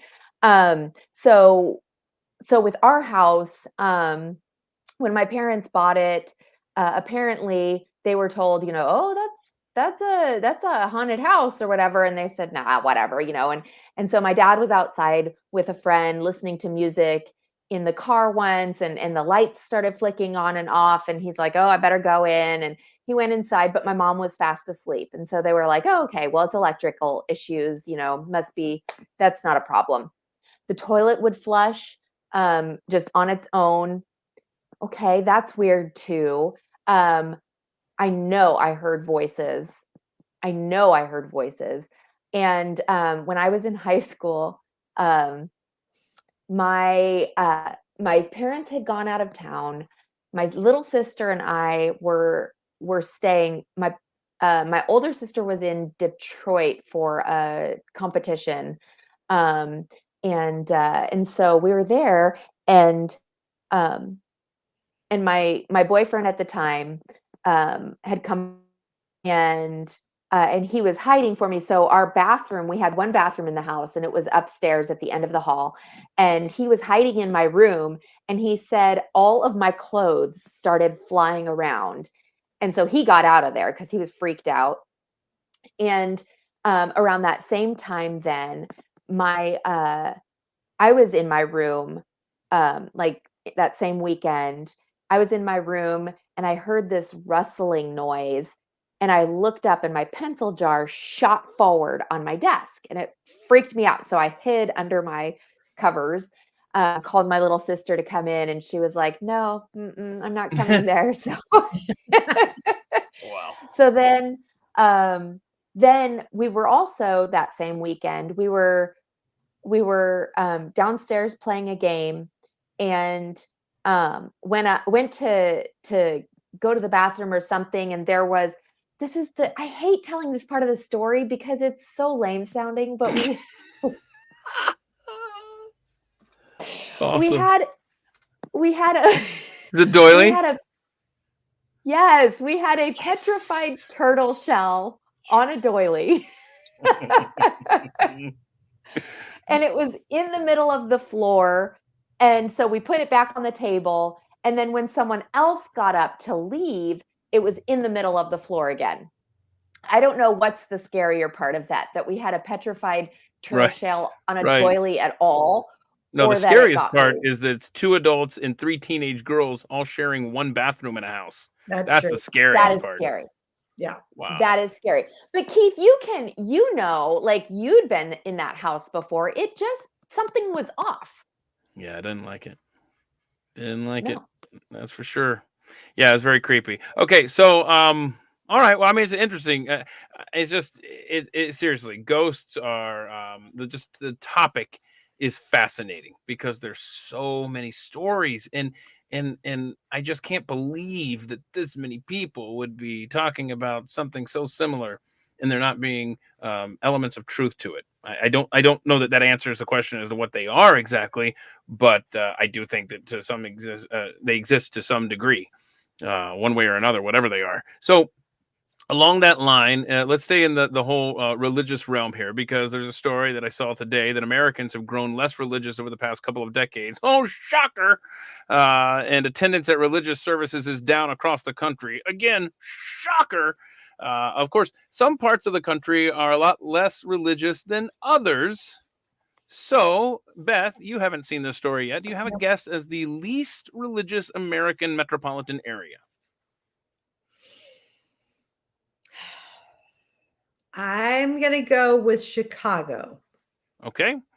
What would you have guessed, Kari, if I hadn't already sent this to you? I probably would have guessed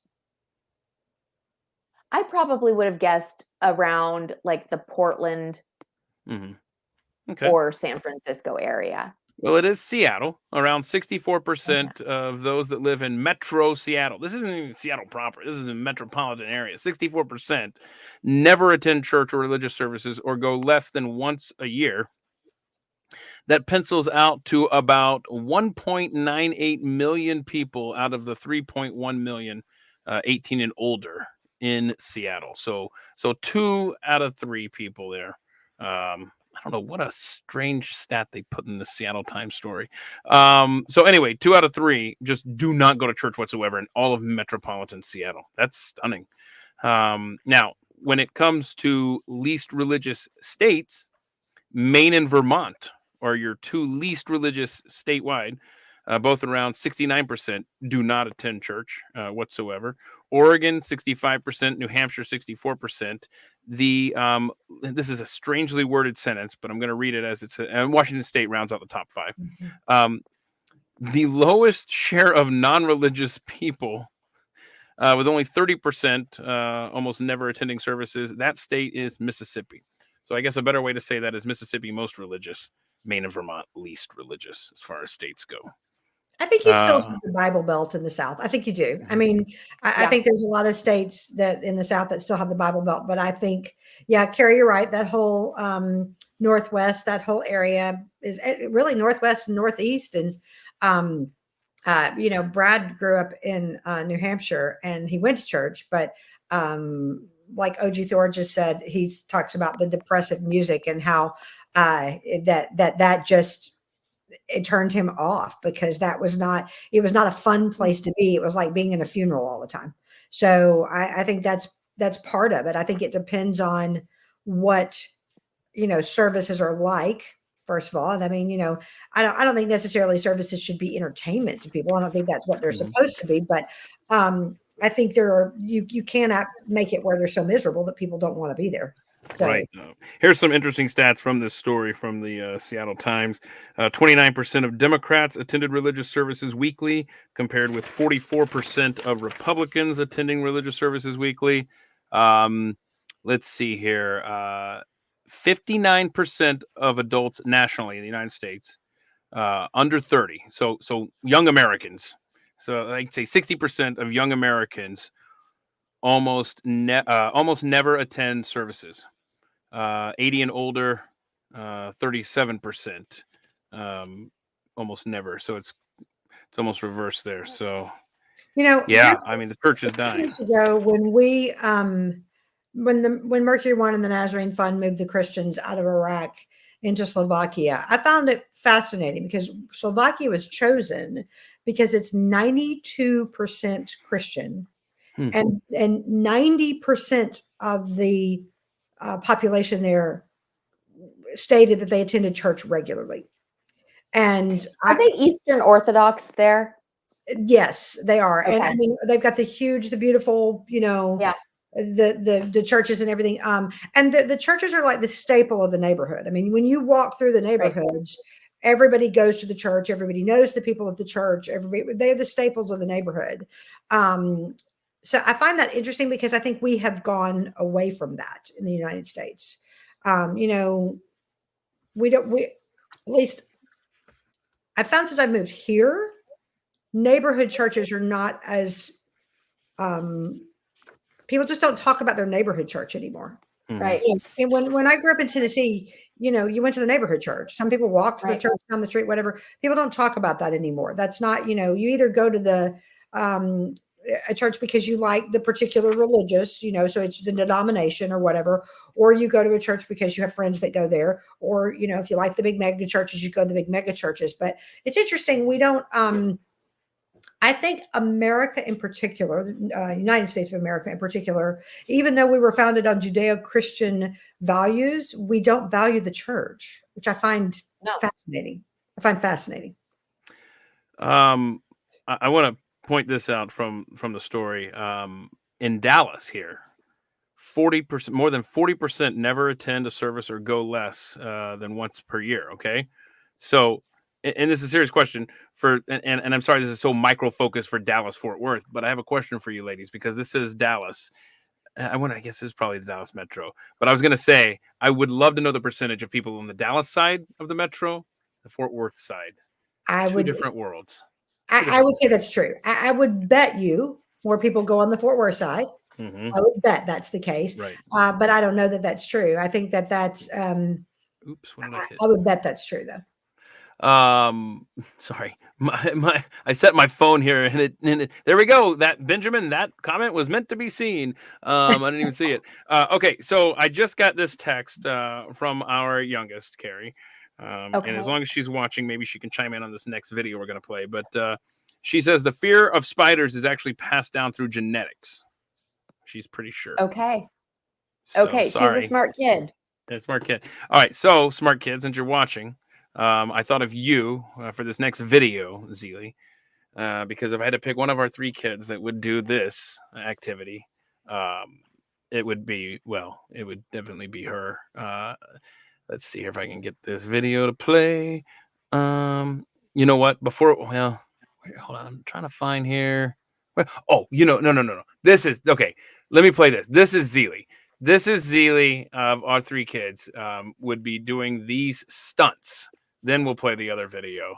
This is insane stuff. I don't know what the point of these activities are. I don't know if they're just doing it for the camera, for the clicks, or what. But there is some stuff on this video that is just jaw-dropping. Watch this.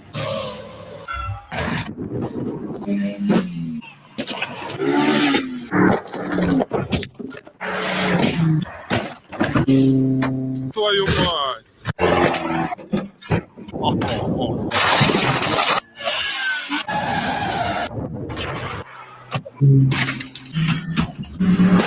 Oh, oh. All right. Okay, I'm going to disagree with you. Okay, you think it's Ezra? Absolutely. I think it's Okay, Ezra. And I think Zeely would look at that and go, that's just stupid. It's just stupid. Like Okay. she has a lot of common sense. Okay. Oh, so you're saying Ezra doesn't? That's what I heard. I am not saying that Ezra doesn't. I'm just saying that Ezra wants to jump out of airplanes. Like That's true. Yes, I think boys think that stuff is like funnier, or I don't know. Like Brad will get and watch that stuff and he will just laugh and laugh and laugh. And I'm like going, oh, I'm like, I'm cringing and he's just laughing. Yeah. Oh no. Hello, parental unit. Zeely says Zeely. Oh, no.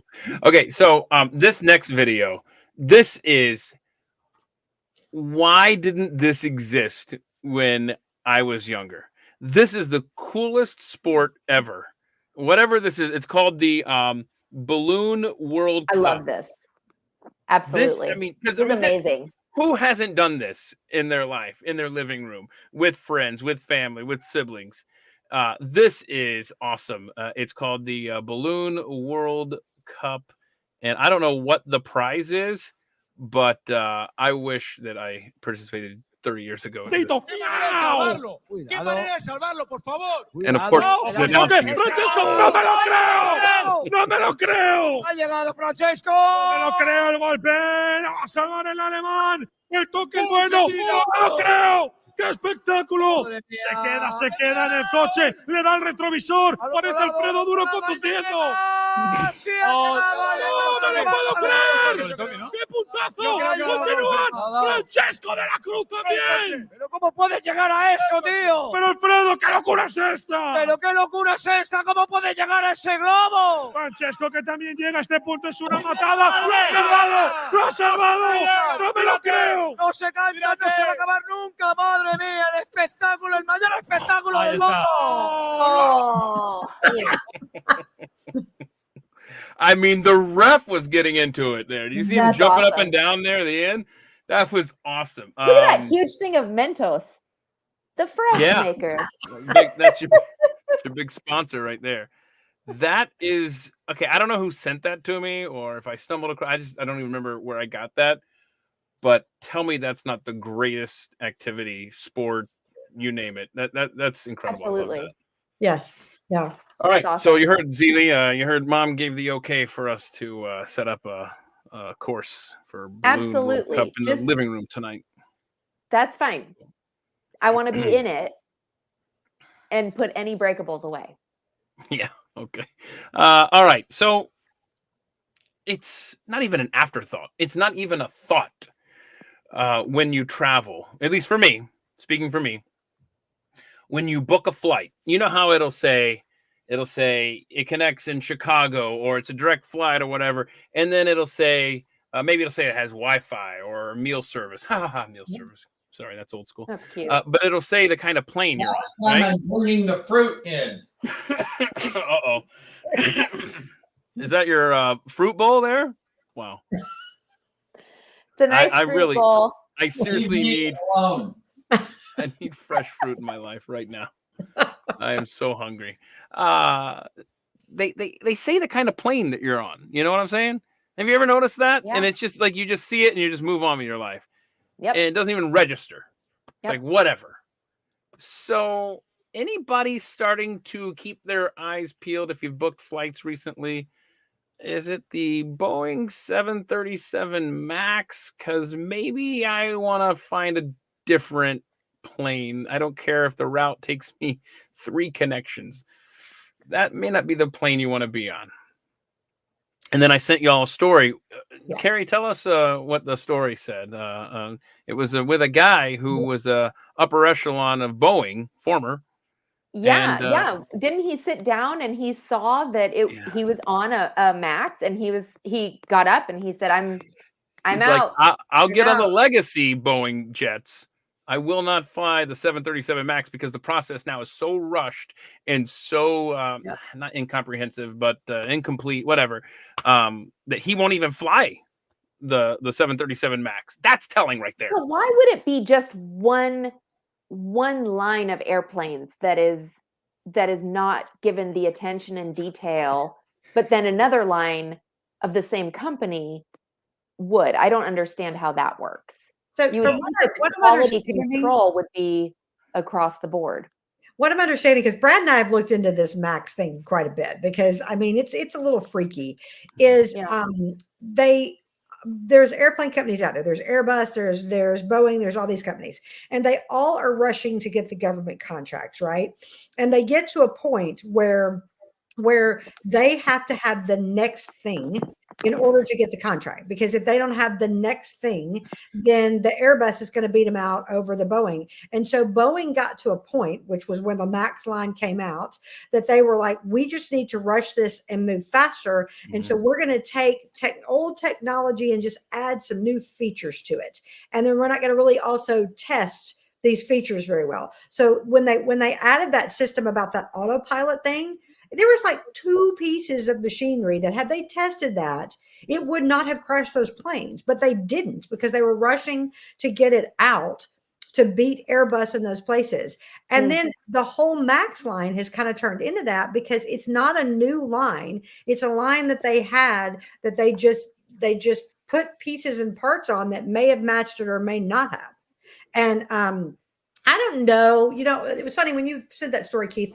I don't know, because I have done it. I have sat down on the plane and looked at the card in the back of the seat and gone, Yeah. ooh, I don't know. I don't know that I would. And the last time I flew was before the door flew off. So now it's even more, right? Like Right. before that, it was, you thought about it because of the, taking the nosedive with the plane and it taking it straight down.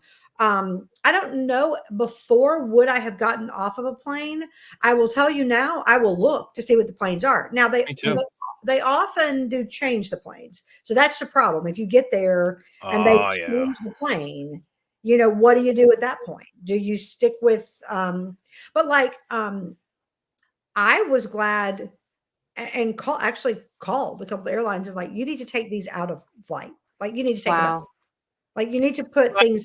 Who do you? I wouldn't even know who to call, like customer service or. Yeah. And I've sent emails to Southwest, because Southwest had a bunch of them for a while, which is they were slowing down the flights.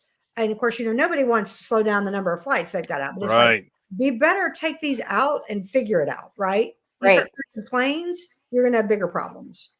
Yeah.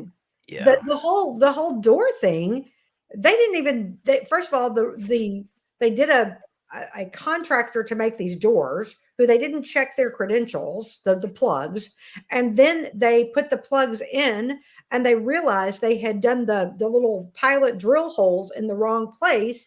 And instead of fixing the problem, they didn't even put the bolt in some places. Yeah, and so okay, and I wonder if this is a larger, almost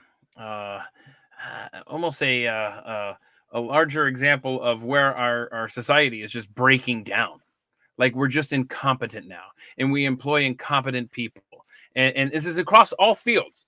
Yeah. And just airlines, airplane manufacturing is one that's so obvious because the risks are so much larger. It's like having a doctor that you rush through medical school, or you push through. It doesn't matter what their grades are. If they match the DEI bill, then push them through. And then you've seen this in different horrific things that have happened in the medical professional recently. And so I wonder if, in fact, possibly, this is possibly, I'm not saying I endorse this, but possibly all of these large food processing plants and these large explosions and fires, it could be a conspiracy to destroy our food system, which I think is very plausible. Or it could just be, man, we got too many incompetent people doing things now that aren't trained for it, that are running some of these things. I just think that the airplane situation is such a high risk that it's more obvious where there are failings in certain professions. In other words, if you are equally incompetent and your job is to mop floors, right, and you do a bad job of that, we don't hear about that on the news. You leave bolts off of doors, of course we're going to hear about that, and it may just be emblematic of where society is in general. I don't know. I'm about to do some quick math, and it's me, so it won't be quick. Hang on. Yeah, I mean, if you're in those situations, in those kinds of jobs, and you leave bolts off doors, you don't need to have your job. I mean, that's important. But we're not a society where society doesn't make sense anymore. There is no meritocracy. I mean, we have the TSA or the FAA hiring blind people. Blind people should have a job, right? But what kind of sensitive position are you putting them in?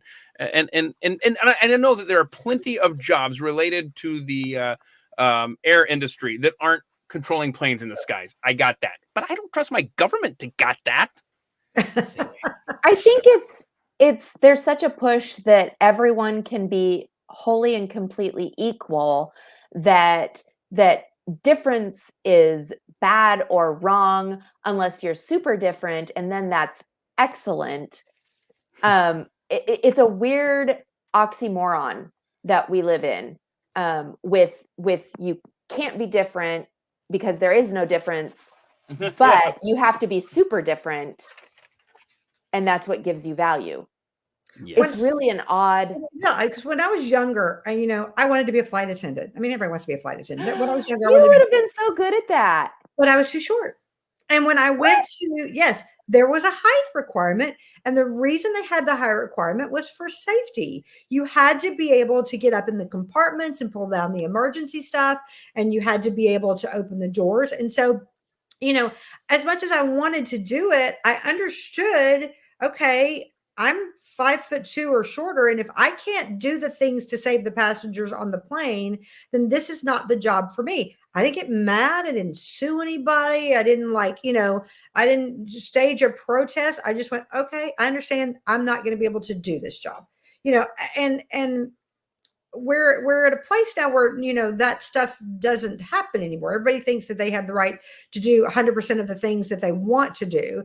And it's like, okay, well, that's just not, that's just not true. You have to have the ability to do those things. Right. Right. And we are at a strange juncture in our society, and it's dangerous on many, many levels. So, but hey, as long as we have this is going to be a great segue or a terrible one. As long as we have this great country, let's enjoy its national parks. Oh, that was good. That was good. Yeah. I tried. Okay, so what I have here is a list in front of me of the least visited national parks in the United States in 2023. And you are looking at the least visited national park, which is Gates of the Arctic National Park and Preserve in Alaska. In fact, not a big surprise if you think about it. Yeah. 5 of the top 8 least visited are in the state of Alaska. I noticed that. And you notice that? Yes. So this looks beautiful. This is just Mhm. one picture. I could have picked dozens Yeah. more. But I was doing the math here. They only get 11,000 recreational visits in a year. So that's 30 a day. 30 people a day in this vast, gosh, I wonder how many acres that is. Let's see here. Let me find that See, out. we should go. Okay, cool. Toby, you're right. I should have. Let's see. I would love this because I will tell you, 10 to 15 years ago, when I would visit national parks, there was nobody there. Now Yeah. you go to national parks and you can't even like walk through them. Right. And I would, this is beautiful. I would love to be there with 30 other people. And in fact, there are places that I go now that I won't post the pictures, or if people ask me where they are, Right. Okay. You won't tell them. So Ezra and I found the greatest campsite in the history of mankind. Mhm. And I'm with you, Beth. Mhm. I'm not telling anyone. It was impossible to get to. The view is stunning. It's so worth it. And I will not share that Right. location with a soul. Right. Just saying. Yes. 'Cause I mean, I'm a selfish I person. years and years ago, it's probably been 20 years ago, I went to Horseshoe Bend. And at the time, you had to know the path to get back there. Like it was kind of it was near Lake Powell, so there were people there, but you had to know the path to get back there. But I went with a group of people and we did the little hike down to Horseshoe Bend. We sat on the edge and we, it was beautiful. And there was probably 10 people there total. And we were 8 of those, right? I mean, there was just like nobody there. And so when we went back through a couple of years ago, I wanted Brad to see Horseshoe Bend because it was beautiful and I wanted him to see it. So we drive back through there and we pull, and I'm like, well, it's somewhere through here, but surely there's a little trailhead sign. Oh, there's no trailhead sign. There's a gigantic parking lot that you have to pay $20 a car to park. Wow. And then there are thousands of people that are walking up this now paved path that's ADA compliant to get to the edge of this giant cliff to look off onto Horseshoe Bend. And we were walking with the park ranger and I was like, man, the last time I was here, like you had to hike back here and you had to really make an effort to see this. And there were only a few people here. And she looked at us and she said, Instagram. And I was Wow. and she said, people started posting it on Instagram and tagging their location. And we went from getting 5,000 people a year to 5,000 people a week. No. So, okay. So first of all, whenever I do math, it's a challenge. And so if I do it more than once, like per show, then we're really high risk area. So I've already done the math once and I came up with 30 people a day in this Arctic National Preserve, Gates of the Arctic in Alaska. So then I just looked up how many acres, right? And it's 30 people a day. So 8.4, you guys can check the math over there, please. 8.4 million acres. You're talking to viewers, right? You're not talking to us? I'm talking to everybody. Okay, because I don't want to math. 8.4 million acres, 30 people a day. That means each day, each person has 280,000 acres to themselves in this park. Love it. That's my kind of place right there. So, okay. So let me go through this list. Gates of the Arctic National Park and Preserve in Alaska. American Samoa, the national park there, apparently, is lovely. That's the second least visited. Then we've got other Alaska places, Lake Clark National Park and Preserve. I'm going to post this list in the description, by the way. So you guys, if you're listening now and you want to try to find a pristine place before everybody and their brother finds out about it, these are the places. Lake Clark National Park. Because people put it on social media. Right. You got it. Kobuk Valley National Park. Then in Michigan. So now we finally get to the lower 48. Isle Royale National Park. I want to get to. I bet that's in the UP, right? I want to get there. Alaska Katami National Park. I probably mispronounced that. Or Katmai, whatever. Washington State has the North Cascades National Park. Also in Alaska, the Wrangell St. Elias National Park. In Florida, we got the Tri-Tortugas National Park. Nevada, we've got the Great Basin National Park, Minnesota, Voyageurs National Park, Texas, Guadalupe Mountains. I believe that's out near El Paso, if I'm not mistaken. Yeah. South Carolina. Oh, I've got a picture of that one. Hang on a second. Let me try to find that one. It's totally worth it, I'm sure. No, because I really do like this look, and I'm upset, Karen, because we lived probably an hour from here, and we never got there, and so now I'm sad that that we missed out on the chance to go to what is Congaree National Park. I in South think Carolina.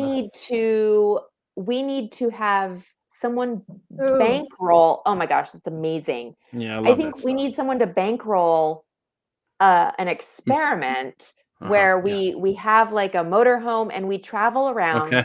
and we visit these unvisited places, and we do a real check on what are the real happiest places in America. I will say that when we lived in South Carolina, probably an hour from where this picture was taken, the backyard beyond our fence it's looked beautiful. kind of similar to this. I mean, not the trees, but definitely the swamp. So one thing that I'm going to just kind of dampen this, I guarantee you there are nothing but mosquitoes through that trail. That's probably true. Yeah. Yes, That's gross. Now that I absolutely. think about it, I'm kind of glad we never discovered that. Also on the list in California, we got the Channel Islands National Park that very few people visit, and the Pinnacles National Park also in California. So I will put this list. Never been to any of them. I've never been to any of them. I have not been to any of these either, as a matter of fact. Yeah. How sad I would is love this? to hit all of them in Alaska, like do the whole Alaska National Park tour. Yes. Yeah. That'd be really awesome. How long would that take to drive around that state, I wonder? A long time. Yeah. It's okay. Look at the Texas, and it takes a long time to drive around Texas. So yeah. Well, I want to thank y'all for joining me today. I'm out of stuff. I don't know if y'all have anything you want to throw out there. If you're I do have a question. You're good. Yes, ma'am. So I heard him call you Karen a minute ago. How often does he call you Karen? Like, is it when he gets mad, when he's serious? No. How often do you? I don't know. I don't know. That's a good question. I don't know. Just kind of interchangeable. Caramel. I don't think he ever calls me Karen in anger. Yeah. I use other choice words. So looking ahead, like I said, a week from today, we'll have Toby McAvoy, 5 times August, will be my guest. I want to go ahead. Hold on, honey. How much time do we have left? How much time do we have? Whatever. It's whatever you want. What? No. How about? I mean, since I am here and I'm willing to talk, does anyone have any questions about Keith that you want answered? Legit. Well, that Wi-Fi, it's so unstable. Shoot. So I'm just saying I'm happy to answer. Okay, well, let's see if any questions come up. Okay. And then a week out from that on March 15th, we got Jill Savage and Donnie Anthony will be here. And like I said earlier, Jack Helmuth coming up, Jonathan Dunn, Steve Friend, a lot of good people coming up. Don't forget tomorrow morning at 11 a.m. Eastern, Ed McCrae, as we continue our Saving Disney history. The man is fascinating. He has so much knowledge on the past as it relates to Walt Disney and his vision and what it has become and how we save it. The information is just stunning, and it's something to share. That sounds fascinating. It's a great playlist. We're going to be doing part 9. We're going through March 23rd, 12-part series. And I mean, the way they have destroyed this country, this company, it's right along the same lines as the country. And again, whoever said that in the comments a few weeks back, you're absolutely right. They followed parallel paths, the country and the company, the Walt Disney Company. Let's see here. Let's see. What does drunk Keith call Keith? I don't get drunk. I've never ever been drunk once, and so I wouldn't say anything. Carrie gets irritated with overly beveraged Keith. So Carrie just goes in a different room usually. Wow, I didn't know that. Let's see. Is Keith bald under the hat? No, Keith's not bald. No, he's not. Used to be. All sorts not of anymore. Crazy hair. Look at that. There was a question somebody asked earlier about you, Carrie, and I can't remember what it is now. It had to do with the ghost, I think. Lady Caramel. That's funny. That's good. I like that. Anything else? Let's see here. Thank you, Danny K. Danny joins us for those on Saturday mornings at 11 a.m. Eastern right here. Don't forget, if you have not subscribed, first of all, it makes me sad. But second of all, don't forget to click the bell as well so you get notified when we go live, when anything new. And then you won't miss out. Matilda says hi, according to Zeely. That's good. Okay, so wait. Toby is... what should you select to drink in the cocktail? A martini with olives. Yeah. That's the cocktail that cocktail? you found in Las Vegas. Yeah, I like that. Yeah, I've never really had the last time the I was dirty at martini. The last time I was at your house, you were having peanut butter whiskey. Yeah, that's good. Oh, that's Carrie's beverage. I like that. But you were having it. I don't even think you were. Yeah, Keith, you were drinking it. Yeah, no, I had some. Keith discovered that, but yeah, Keith loves peanut butter. Mm-hmm. Yeah, it's too sweet though. That when it's in whiskey. What animal would you like to own? Okay, we know this one for Carrie. Yes, we do. Everybody. I knows would this. like an otter. Oh no. I would. No. My dad. Did you see that video he sent this morning? No, I didn't. Okay, so because if I click on anything that comes through WhatsApp, that it ends up downloading automatically to my phone, even though I tell WhatsApp to not download it automatically to my phone. So I just watch the reactions of everyone and just enjoy the conversation. So before you decide, have you seen all the stories of the otters attacking people? Yeah, see? So I know, but no, I haven't. But yeah, how do you put up with this crazy hour? So I don't know. How do I put up with your crazy hours? I don't know. You're like, whatever. Keith just kind of does. It's kind of interesting because when he was in early morning radio when our kids were little, then Keith and the kids would go to bed and then I'd get my me time. Yeah. So that's when I would eat popcorn and ice cream. I don't like to share popcorn or ice cream. Now our kids are going to bed when I'm leaving for work. Yeah, the kids are up way later. So my dad sent a video this morning. He lives in Florida and there's a lake or a little pond right behind his house. And there's just amazing wildlife out there. And there were the otters this morning playing in the playing in the pond. Mm-hmm. Yeah. I know they can be very, very aggressive. They're cute though. They're really cute. I know. Yeah. They're so sweet. Thank you, Dustin. Oh, that's awesome. That's awesome. Yeah. Let's see. Anything else over here before we sign off? I hope everybody has a great weekend. Enjoy America while we've got it. We still technically tune into Brad's yes. Him and Jeffy do a thing on Saturday mornings now, right? We do that at 9 a.m. on Saturday morning. So 9 a.m. Central. 9 a.m. Central, Eastern. Correct. Central. And it's on. Is it on Brad's YouTube channel? Is it the? Yeah, it's on YouTube channel and on he puts it on X and I think Facebook. I don't know. Yeah. Yeah. Check it out. It's it's chewing the daily mojo fat or something like that. It changes. I love it. Okay, cool. Anybody got any other questions? We're good. Okay. Don't forget, I'll put this list of national parks in the comments section underneath this video, the description or whatever the heck it's called. I will see y'all along with Ed tomorrow morning at 11 a.m. Eastern, and then back here at 2 p.m. on Friday with Toby and 5 times August. Brad, why did I start his name? Because I can never pronounce his last name. 5 times August. All right. Thanks so much, ladies. I appreciate it. Thanks, y'all, for joining us. Bye. You're awesome. Bye-bye. Bye. Bye, Keith. Bye.